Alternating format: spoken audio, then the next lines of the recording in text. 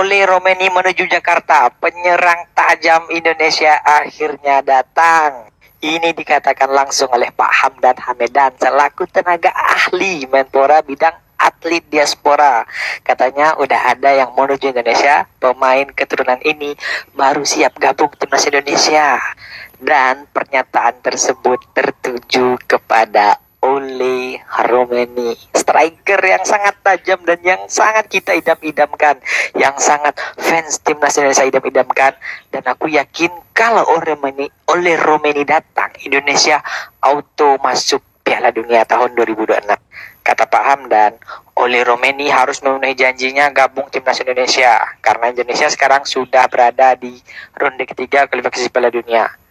Oh maaf, berarti Ole Romeni ini sudah ada janji sama PSSI. Apakah benar nih kalau Ole Romeni itu janji di kualifikasi kalau Indonesia masuk kualifikasi ronde ketiga, Ole gabung timnas Indonesia? Mudah-mudahan benar ya. Terus kata Pak Hamdan, kata Ole Romeni, katanya dia tuh neneknya orang Medan. Wow, orang Medan gak rupanya, Bah. Kata tak bisa kau ngomong bahasa Medan. Aku masukkan kau ke dalam Danau Toba. Horas. Hai, salam olahraga. Ya, sebuah kabar gembira tentunya ya. Jika informasi ini benar-benar terrealisasi bahwa Indonesia akan mendatangkan seorang striker berkelas, Ole Romeni, ya, mempunyai keturunan asal Medan, Horas.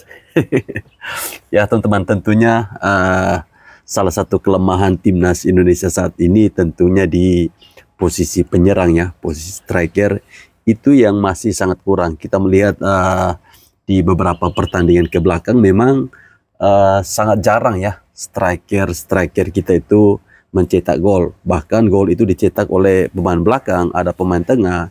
Jadi inilah yang menjadi fokus perhatian dari Ketua Umum PSSI untuk mendatangkan seorang striker agar bisa menggenapi kepingan-kepingan yang masih belum terisi ya.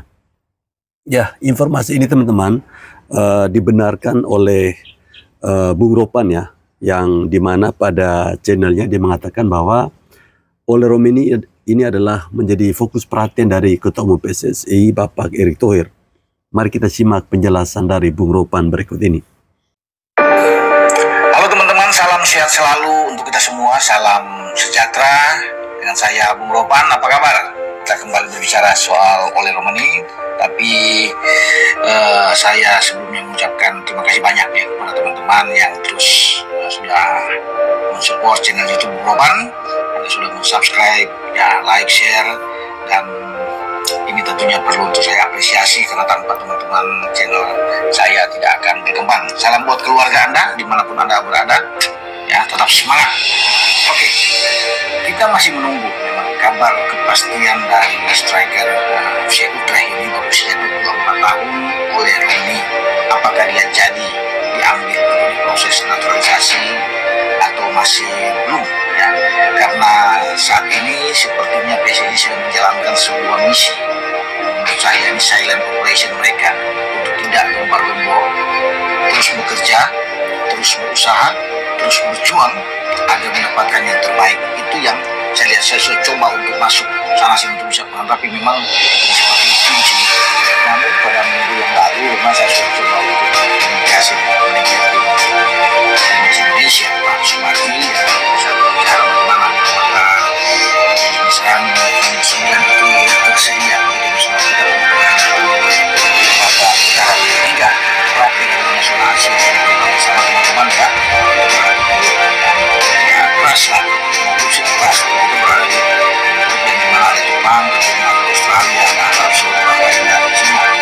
Terus situasi ini bagi timnas Indonesia, dan Pak Ketua Umum sudah mengatakan jika kita ingin tampil baik ya harus dipersiapkan dengan benar. Ya ini super serius, bukan cuma serius, di atas itu. Nah makanya harus ada beberapa pemain terutama. Masalah kita saat ini sudah di garis depan ini serang. Oke juga punya seorang masalah itu, tapi dia akan bermain sudah ketika soal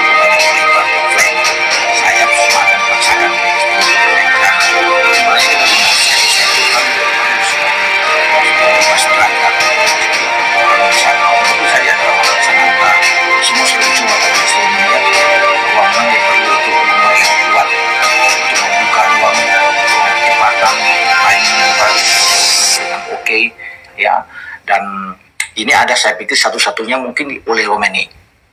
Dari semua nama yang saya lihat untuk masuk kalau mau bermain di lini serang, hanya dia. Oke, kemarin saya bilang ada Mauro Silstra, ya, tapi dia kan ada di Volendam U21 yang masih ada di bawah. Jadi sulit saya pikir ya kalau bisa dikatakan di sini ya. Jadi ada juga tim veteran tapi dia di kasta ketiga di Fretes ya, Treves ya. Tapi kalau saya bilang hanya dengan oleh Romeni inilah yang masih bisa diandalkan untuk kita bisa dapatkan, karena itu yang paling bagus, paling enak ya untuk buat tim kita. Ya semua tergantung dari PSSI, ya tergantung dari STY. Nah, oleh Romeni ini sudah mengatakan bahwa dia tertarik, apalagi dia sudah pernah dihubungi, ya, sudah bicara dengan Pak Ketua, sudah pernah berkomunikasi dengan baik. Nah, sekarang tergantung di dia, masalah di dia yang ada. Dan banyak pesan-pesan yang masuk dari netizen, dari penggemar sepak bola tim nasional kita untuk oleh Romeni, dan dia senang ya dengan dukungan ya support yang kuat dari supporter Indonesia, sehingga dia berpikir bahwa ini waktunya mungkin buat dia untuk bisa memutuskan segala sesuatu ya agar dia bisa bermain di tim nasional Indonesia. Ya semua ya, dia sudah mungkin akan berkomunikasi dengan keluarganya, tapi dia bilang bahwa keluarganya juga ikut mendukung ya, orang tuanya, mamanya juga yang sudah pernah ke Indonesia, neneknya saya pikir dari orang berdarah Indonesia. Jadi saya pikir dia akan memutuskan sendiri, dan kalau dia berada di depan ini oke. Di putaran ketiga kita bicara ya, paling tidak dia dulu ya, yang lain tidak, tapi kita butuh pemain nomor 9 di depan. Memang ada beberapa nama yang sudah disiapkan oleh PSSI dalam hal ini Pak Ketua untuk kita proses, tapi sekarang kan belum.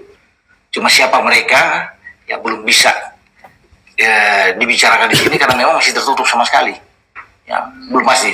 Tim bekerja terus tentunya untuk bisa menghadirkan pemain-pemain terbaik di putaran ketiga, karena ini penting dianggap untuk kita bersaing di grup C. Makanya saya pikir PSSI akan mendapatkan pemain-pemain yang sesuai dengan keinginan. Jadi yang pertama untuk STY tentunya yang melihat ini sesuai dengan kebutuhan tim. Ya kemudian ini disetujui oleh PSSI, dalam hal ini juga Pak Ketua yang menyetujui. Nah kita akan tunggu teman-teman ya. Tapi saya pikir ya paling pas adalah oleh Romeni ini. Dan dia mungkin sedang diupayakan terus untuk bisa mendapatkan, apalagi dia sudah terbuka, keinginan dia itu besar ya. Tinggal kita lihat nantinya apakah dia akan datang langsung ke Indonesia untuk bersama dengan Ketua. Ya kita nantikan itu, tapi saya sangat berharap memang bahwa dialah yang tersedia satunya kalau bicara di Eredivisie ya, di atas, bahwa oleh Romeni ini yang paling pas untuk bisa bermain bersama dengan tim kita akan lebih baik. Apalagi dukungan dari teman-teman dia kan banyak, dari Ragnar, tentunya dari Verdong, itu terus bisa memotivasi agar oleh Romeni ini mengambil kesempatan itu untuk bermain di putaran ketiga. Jadi itu teman-teman ya, saya kita berbicara tentang oleh Romeni ini yang menurut saya dia yang paling pas, yang terbaik. Tapi semua kembali ke PSSI untuk melihat. Mungkin saja sudah terjadi kontak-kontak ya, apalagi dia sudah pernah dihubungi dan dia sudah bersiap untuk memutuskan ya bagi karir dia ke depan, karena ini kesempatan. Kalau untuk berharap main di tim nasional Belanda sangat sulit ya. Ya itu sudah dirasakan juga oleh Verdong yang akhirnya memutuskan untuk ke Indonesia saja, Jai Ises, dan mereka memilih tentunya yang terbaik bagi masa depan mereka, agar mereka bisa melihat mereka bisa bermain terus di tim nasional dan bisa membawa Indonesia terbang tinggi. Dan harapan itu ada di putaran ketiga, siapa tahu kita bisa bersaing dan kita bisa lolos ke Piala Dunia. Itu kan mimpi yang tentunya harus kita apresiasi dari semua pemain yang sudah perkuat tim nasional Indonesia. Sampai di sini dengan saya Bung Ropan untuk bicara. Nanti kalau ada info-info selanjutnya yang terbaik, saya akan cepat untuk mengupload ya, memberikan info-info kepada teman-teman semua penggemar sepak bola tim nasional Indonesia. Ciao. Ciao. Ya, semoga saja informasi ini bisa segera terrealisasi ya. Harapan kita, karena memang kebutuhan tim saat ini adalah di posisi striker. Nah teman-teman, oleh Romeni, dia neneknya orang Medan ya, dia juga mempunyai keinginan untuk bermain bagi tim nasional Indonesia. Sebuah harapan besar ketika kita menghadapi ronde ketiga, di mana di grup C, kata orang katanya itu grup neraka, negara-negara yang dihuni di situ ada negara-negara langganan Piala Dunia. Tapi saya yakin bahwa Ketua Umum PSSI Bapak Erick Thohir melakukan silent operasi, kerja senyap, biar orang jangan tahu kalau kita punya striker yang hebat sekelas oleh Romeni. Ya, kita doakan saja semoga dalam waktu yang tersisa ini kurang lebih 2 bulan ya, proses untuk menaturalisasi oleh Romeni ini segera terwujud ya teman-teman. Amin ya. Kan kayak Paes begini, itu ada tuh pemain Turki usia 23, dia main di 21, main ke Turki. Itu pun sudah kayak pelajari juga. Turki itu duit kuat dan negaraan. Bisa saja Pak dia memang pegang Jerman, misalnya dia U21-nya, dia juga pegang paspor di Turki. Kan kita cuma satu itu, jadi jangan samain gitu. Pasti ada pertimbangan, nggak mungkin Paes itu nggak punya masalah tertentu di salahnya posisi regulasinya sehingga membuat posisi seperti itu. Prosesnya bagaimana? Kami lagi berjuang terus nih soal di CAS atau gimana, pasti kami ada proses di FIFA apa semua kita ada proses, tapi prosesnya bertarung sekali, harus bertarung lagi gitu. Ada namanya batas-batas, ada namanya kan ada batas. Setelah sekian harus lagi gugat misalnya, sebelum itu terjadi ya kita ini dulu gitu, ngapain kesana dulu gitu. Ada tahapan yang kita lihat masih bisa kita kejar gitu. Sampai habis masa proses itu. Jangan kita nggak bisa di sini, ya udah langsung ke sini, jangan.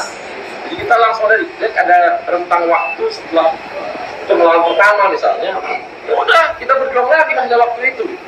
Jadi kita lakukan semua. Jadi kan banyak maksud harus begini, harus begini. Ya kembali lagi ya, selama ini kan saya rasa timnya Pak Ketum ini mengerjakan paling banyak naturalisasi untuk yang seperti ini saat ini. Bukan yang naturalisasi dia tinggal di sini ya, tapi yang seperti ini proses saya rasa paling banyak di zamannya beliau, dan prosesnya sangat cepat juga. Udah percayakan aja, kan yang begini kita begini, terima kasih masukannya, tapi semua udah kita hitung tuh, kita hitung begini-begini yang memang baik proses. Jadi semua baik proses, nama-nama banyak, ada yang ini, ada yang ini, ada yang ini, kita kejar, nggak mungkin nggak kami kejar.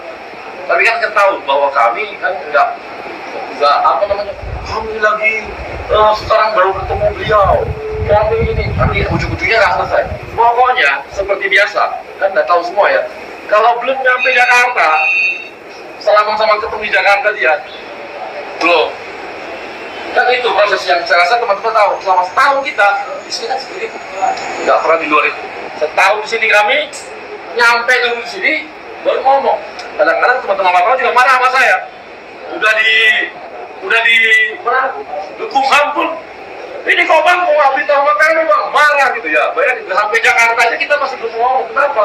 Kalau belum sampai di Sumpah gitu ya, keluar ke paspor, kita masih pelit informasi. Ya teman-teman, itu tadi informasi terbaru dari pengurus PSSI terkait dengan bagaimana perkembangan proses Martin Paes ya. Ya memang banyak yang menunggu-nunggu ya bagaimana kabar sih Martin Paes sudah menjadi WNI kok prosesnya di FIFA itu kok belum selesai-selesai. Jadi memang ada tahapan-tahapan yang harus dilalui, tidak semudah yang kita bayangkan. Bukan berarti ketika Martin Paes itu deadlock ya, kita lalu mencari yang lain. Tapi tetap optimis ya teman-teman.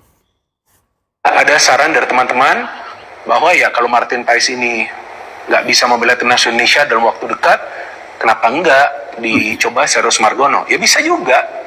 Dan itu kan keputusan akhir itu kan berada di tangannya Sintayong ya. Tapi kan saya pikir untuk round 3 ini nggak bisa juga yang namanya gambling atau melakukan perjudian ya. Untuk bisa mencoba pemain lain yang sebelumnya belum pernah juga trial dengan timnas Indonesia. Trial artinya belum juga pernah mengikuti latihan bagi timnas Indonesia. Dan mungkin juga Sintayong sudah mendapatkan saran ini dan dia juga belum membuat keputusannya. Artinya dia juga masih percaya kepada Hernando Ari. Menurut saya juga bukan kiper yang jelek. Saya tidak pernah mengatakan Hernando Ari itu kiper yang jelek. Terlepas dia melakukan kesalahan kan di pertandingan lawan Irak. Tapi no, dia bukan kiper yang jelek. Dia kiper yang bagus. Tapi untuk bermain di round 3 menghadapi tim-tim raksasa di Asia, Hernando ini masih sangat muda.